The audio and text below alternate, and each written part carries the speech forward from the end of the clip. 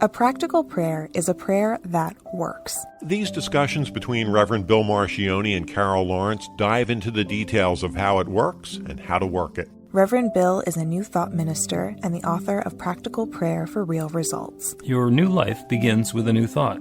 Carol Lawrence is on a spiritual quest, finding the New Thought teaching after decades on the pulpit in 3 different traditional denominations. I've got some questions. Together, they're exploring the philosophy and activities that come together from many of the world's religions to create the practical spirituality that is New Thought.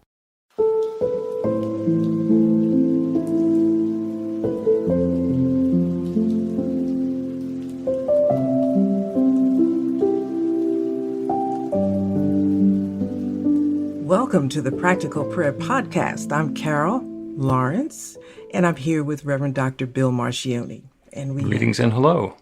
Great discussion today. Before we do the one today, can I go back to something we did last week? We were talking about medication. Mm-hmm. Okay. It just hit me as we were doing the transition from the before to here. I went to the doctor last week, and we kind of mentioned that. And I was having a little issue that was annoying. Nothing really deep, but it was annoying, and it would be at the most annoying time. So when I went to the doctor, I asked for a medication. And the doctor looked at me really strange. Now, I don't see this guy very often. And I'm thinking, what the heck is wrong with him, right? This is something that I've had before. What can I have? And he was, kind of skirting around it. And he says, oh, well, okay, I'll give you the absolute lowest dose. And if you don't like, you change your mind, you can stop. Well, you don't have to tell me that. I'll do it anyway. And he really had the most distant demeanor, and it was different for me. And I got in the car, I got the medication at the drugstore, and I said, okay, I'm not going to have to worry about this problem anymore. And then it dawned on me. I talked to him about spirituality, mental healing, the whole New Thought, Ernest Holmes thing, and he was all into it, and this was like 3 years ago. And then now I'm coming asking him for medicine. I thought that's why he was kind of bent, because he was looking at the screen because he was so happy when I talked to him. I always say, I'm going to do God talk. Is that okay with you? That's my line with people. Mm-hmm. And if it's not okay, I don't. He said, sure, I'm into that. And so we're talking, and I thought, that's what was wrong. Well, let me tell you about this medication. I haven't taken the top off of it. I thought, I can't take this. I have been, I just had this belief that I didn't need it. And here I come like 2 years later because I'm frustrated. And the guy, he didn't remember. I know it was in his notes. And he was just looking at me. And that maybe he did remember. Maybe you made that much of an impression that you fell from the pedestal when you came back in and you asked for a pill. I know, but I said, listen, I'm climbing back up. I put that stuff back in the bag. I said, I'm not doing this. I just asked out of frustration. I'm done with it. And I can't wait to go back to him in August and show him my bag. I didn't do that thing. But that's just if somebody was listening last week, I thought that would be kind of funny too.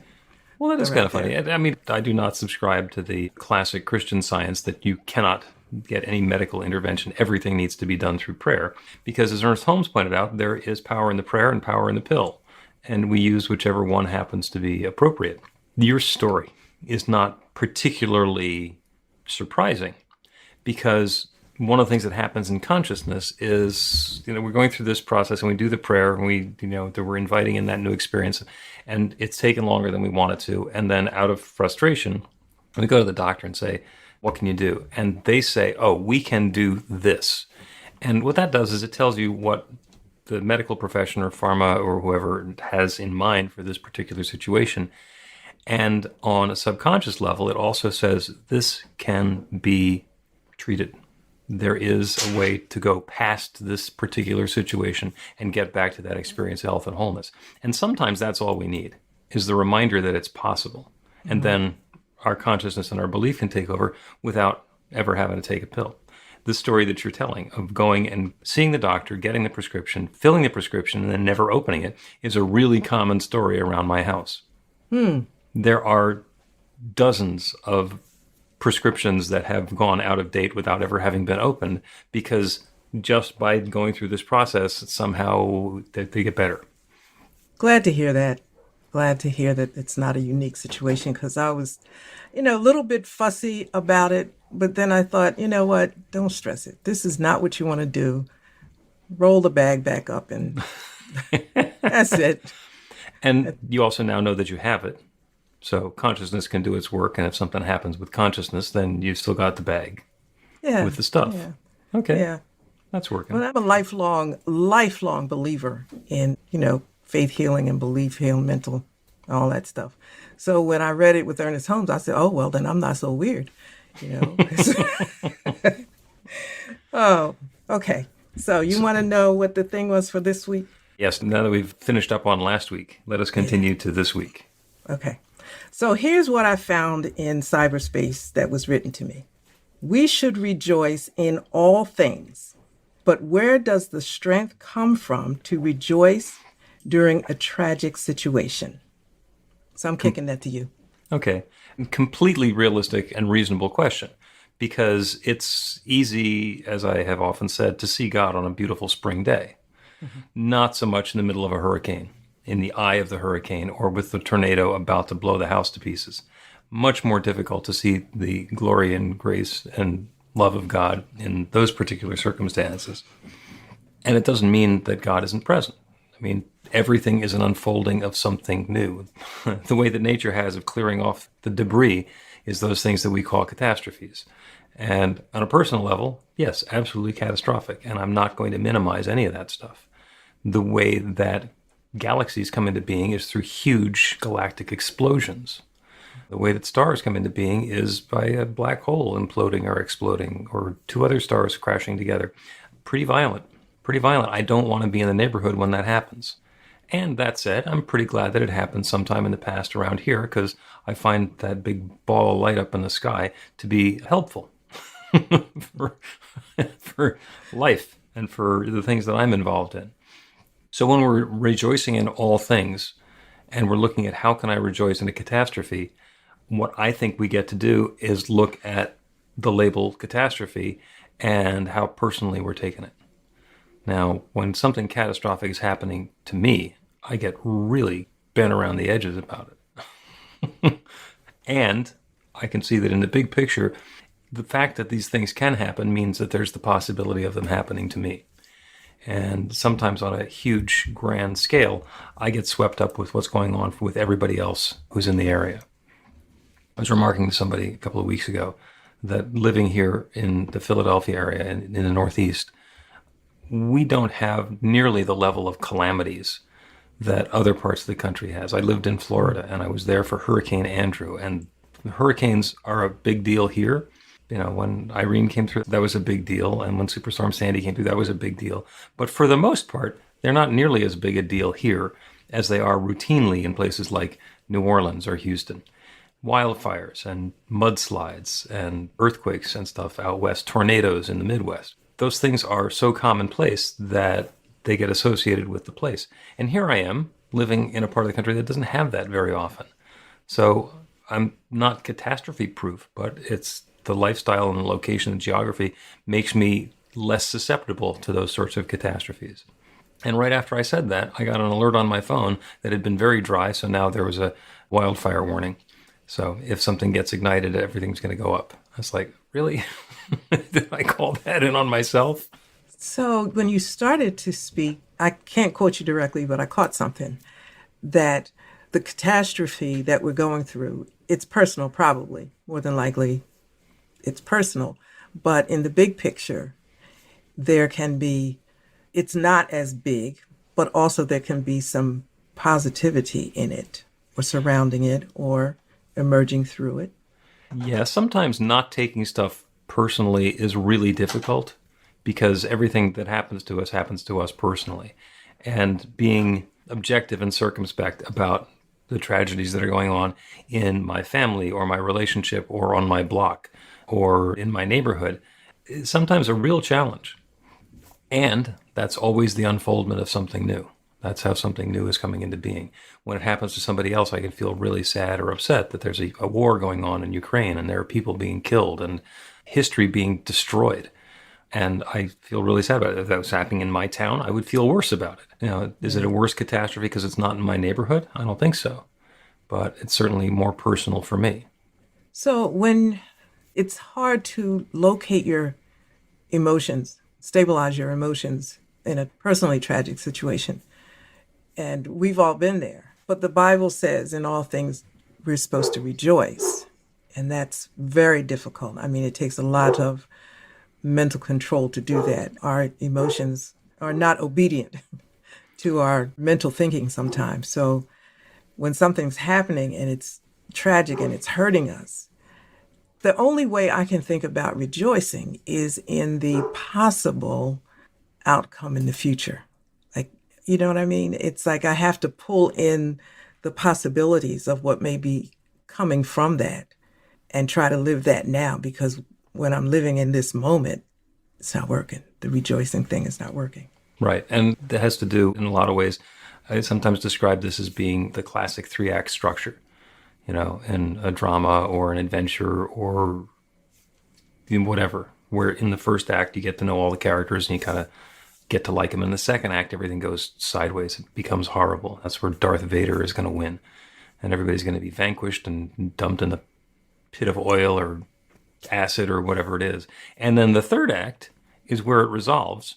And having gone through the difficulties and the tragedies and the challenges in the second act, we get the characters we met in the beginning to their level of success, where they beat the bad guys or they fall in love or happily ever after, whatever that is. And living in the second act sucks.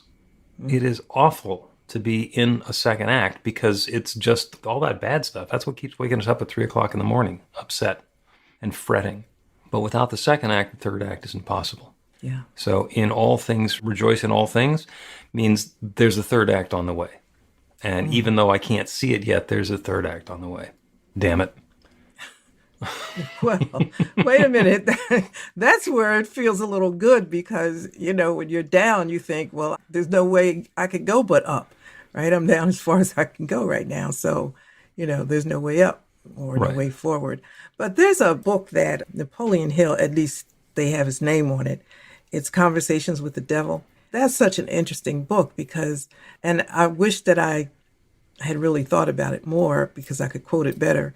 But it talks about when there's a negative, bad thing that's happening, then there's an equal good thing. And it kind of goes along with equal and equal opposite, thing that's going to happen. So if you can just take a deep breath and hold it, some good is going to come. Right, the darkness before the dawn. And by the way, just following up on one thing that you said is, people say, well, it couldn't possibly get any worse. It's like, don't ever say that. Because this is an infinite universe, and yeah, it can. Yeah, it can. But I'm ready to have been at the bottom, and let's turn this one around. Let's take a break and continue talking about rejoicing in all things. Get inspiration in an instant. God calls are the gentle and uplifting moment of truth to help you remember that the bright light of God's love is shining right now as you. It's your God Call with Reverend Bill. Start your 2-week free trial today, and you'll get a phone call 4 times a week from Reverend Bill with an uplifting half-minute message filled with insight, wisdom, story, and fun. Let your light shine. You can answer the call to listen to it live or let it go to voicemail so you can hear it later. After the free trial, your subscription is just $5.95 a month. The details are at godcall.org. God calls are disruptive, intentionally. Whenever you write something, put on a gold star. They take you away from your routine to remind you about the truth of who you really are. They come at random times between 8:15 a.m. and 6 p.m., so you won't be expecting them.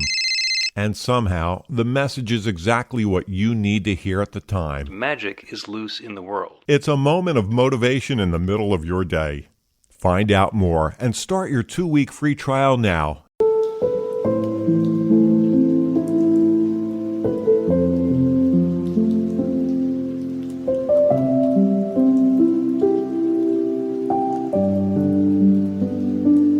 Welcome back to the Practical Prayer Podcast. I'm Carol Lawrence, and here with Reverend Dr. Bill Marchioni. And we're rejoicing. We're rejoicing in all things, even though we sometimes don't feel like rejoicing in some things. Yeah. Yeah. So you're talking about the conversations with the devil? Yes. Okay, well, that's an interesting notion because, on the one hand, the devil is bad, and some of us will insist that there's actually no such thing as a devil. But by golly, if there were a devil, I'd want to have the conversation because running away and hiding is probably not going to help. Exactly. I highly recommend the book. It doesn't suggest that there's a devil. It's just a neat way of bringing forward some points. And it's kind of amusing. But in the rejoicing part, for me personally, the only way I can do it is to look at what my expectations of what will be and hang out there. That's the only way I make it. Because when you said, don't say it can't be worse, when you're in it, it feels like there's nothing worse. Right. This is like the worst whatever, I had 3 children, and labor you think is the worst until down the road you have some other surgery and you think, oh, okay, wait a minute, this has got to be worse. And just in that scenario, and I kind of use it with everyone, I'll set a date that I see myself. And I know that by this date, this will be over. And I have to just get through whatever this is, get busy or whatever. But by this date, I'll be over. And, this is a funny example. I had shared with you last week that I had knee replacement surgery like years and years back. And they have all these rules. You can't go out. You can't, what kind of surface you can walk on and blah, blah, blah. And I had it in April and the pain was just ridiculous. But I said by July, I will be in the mall and I will be buying my new jogging suit that will fit. And I just saw myself in the mall doing it. So when July came, my sons were coming over helping me out. And so my younger son, I said, could you take me to the mall? Now, I didn't tell him that I wasn't supposed to walk on that surface. But I told myself I was supposed to be at this mall and there's concrete between the mall floor, which is more giving and whatever. And I got home and my daughter told him and he just looked at me with the biggest eyes, like, Mom, why you do this to me? You weren't supposed to be out there. And the only thing I could say was, it's July. It's July. And in July. And I'm supposed to be well. And that's it. And you seem to still be perambulating now. So it wasn't, whatever damage you did wasn't permanent? I was careful, but July was the date. July was the date.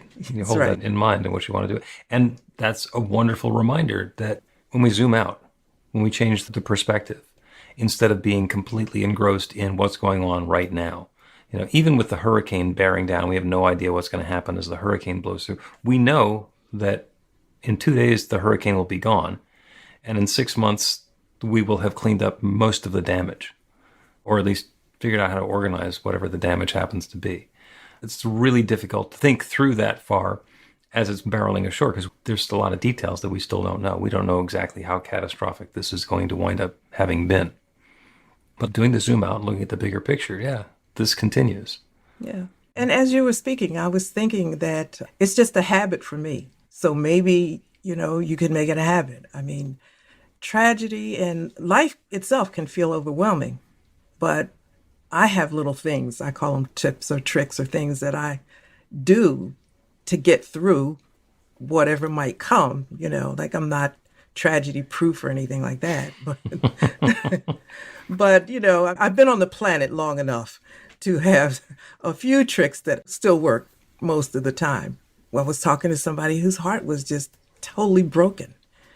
And, here I go. I said, listen, a broken heart is a broken heart. It hurts. And more than likely, you probably don't want to go back to a situation that might cause it to break again. But what you can do is pick a date, maybe 3 months out, and you'll feel a little better. Maybe your heart will still be broken, but it won't hurt as bad. So think about what you can do. I don't want to date anymore. Okay, fine. Well, just in 3 months, say you're going to date somebody. Just go out with a friend or something, but pick a time and live in that time. Not going to date anybody for 3 months and then revisit in 3 months. Yeah. You can still stretch it out another 3 months if you want to. Then. Absolutely. And, that's something that a lot of times we'll do when we're doing that zoom out is If you go to a really long time frame, like within 200 years, in less than 200 years, everybody who is within the sound of my voice now will have died. Yes. Sorry. I hope I'm not spoiling the surprise for anybody. Chances are pretty good, 100 years. But I don't know how young some of the people who are listening might be, and I don't want to take anything away from anybody. I think 200 is pretty safe. With that in mind, and knowing that the universe is 14 billion years old already, it's a pretty short little time window that we're around anyhow, and that's where everything is going on. So are we distracted from the big picture by the stuff that's going on right here in our living room? Yeah.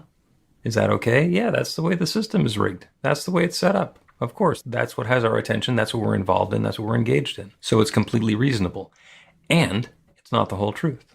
Yes, exactly. It's not the whole truth. We get to be aware of the bigger truth that's going on, the bigger picture, and allow that to inform our thoughts and our actions, our feelings and our beliefs, because we don't have to get completely wrapped up in what's going on right here, right now. Exactly. Exactly. I think there's some merit to even trying to find the bigger picture or imagine what the bigger picture is, or try to, just stepping outside of yourself, your house, or this. What else is going on? And I'm not talking about what else is going on in the world, but in the total idea of humanity and humanity unfolding, what might be happening, and make it personal to me in this situation. What might I be learning that I'm going to need 3 months from now or 6 months from now? And maybe I could get a head start on it. It just gives us something to hold on to aside from the pain and the disappointment. Like you said, life happens. Some of the happenings aren't really cool, but they happen. Yeah. Stuff happens. Yeah. Let's take another break. And when we come back, we will do a prayer. And this will be a zoom out prayer where we get to address everything that's going on in the universe and let it put our particular circumstance in perspective. Learn to put practical prayer to work in your life. The steps are simple to learn and let you begin to get real results to create the life of your dreams immediately. Reverend Bill Marcioni's widely acclaimed book, Practical Prayer for Real Results, gives you a clear summary of the New Thought principles behind practical prayer and the series of easy-to-understand steps found in the most effective prayers from religions and spiritual practices all over the world and throughout history. Practical prayer is not a replacement for your religion or practice. It's a technique to make the work you do in consciousness even more effective. The book includes 40 prayers on various topics that you can adapt as needed and use as your own. Practical Prayer for Real Results is available in paperback, Kindle, and audiobook on Amazon or at b-the-light.com. That's b-the-light.com.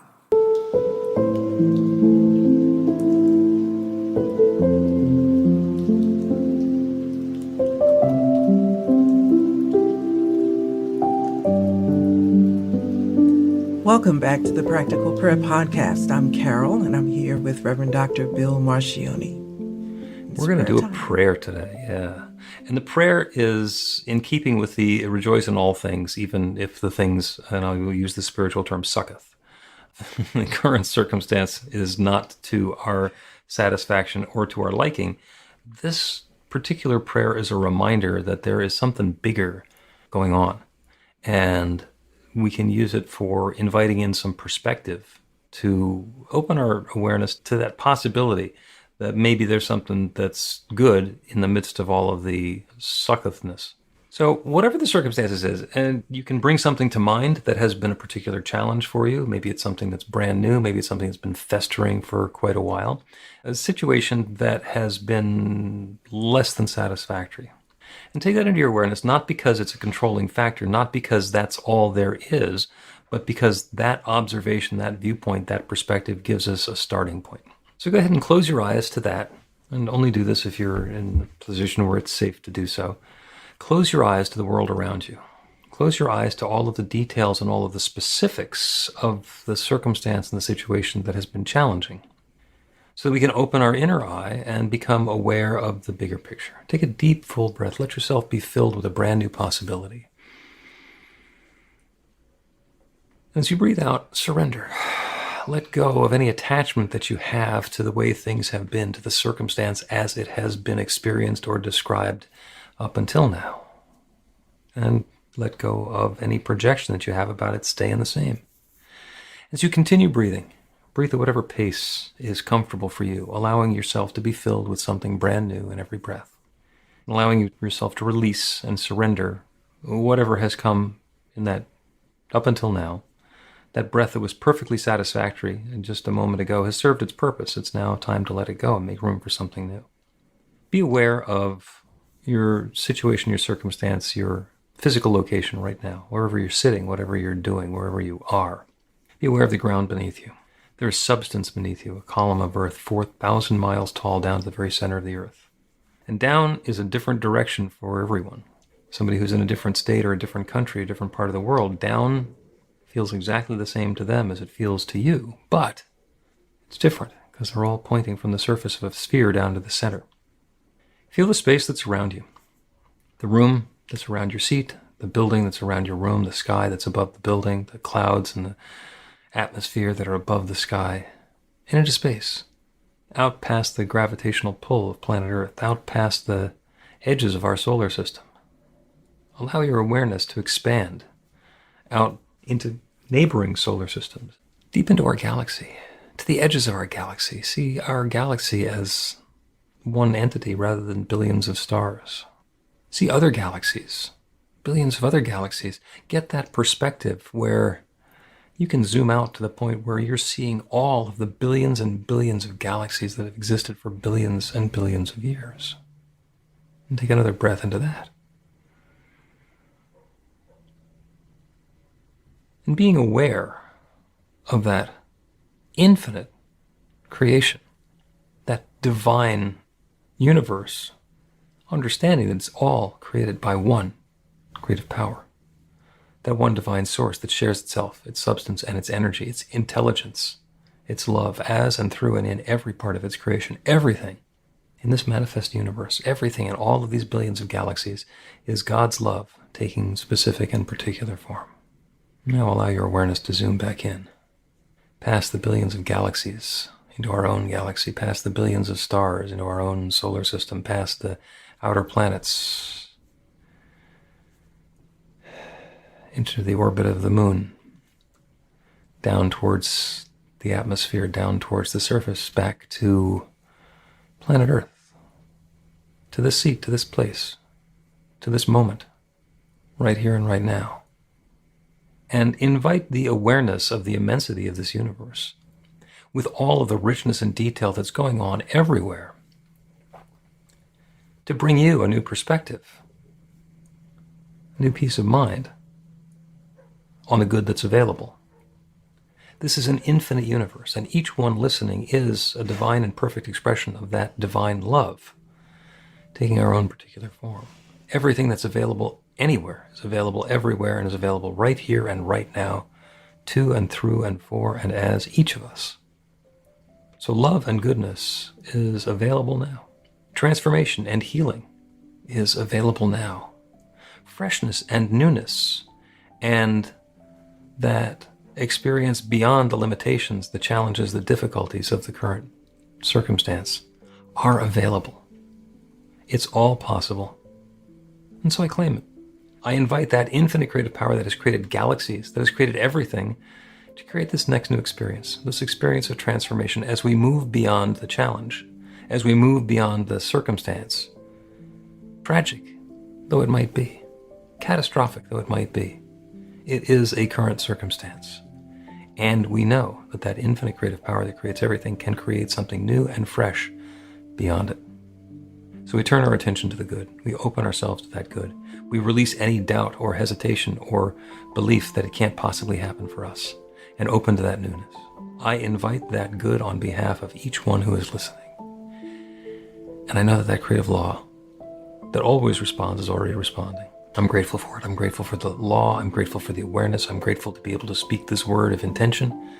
And I'm grateful for the good, for the transformation, for the newness that's already on the way. And so with gratitude for this good, I speak this word and I release it into that creative law that has always said yes. And I know with absolute certainty that it once again is saying yes. And so I let it be. And so it is.